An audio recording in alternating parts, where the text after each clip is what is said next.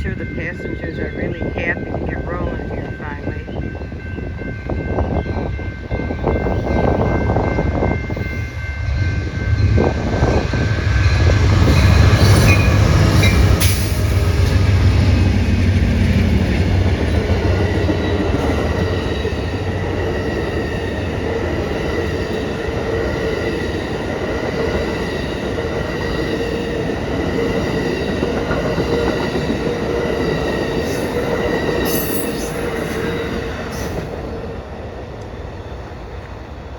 Alright, the train's got some extra cars on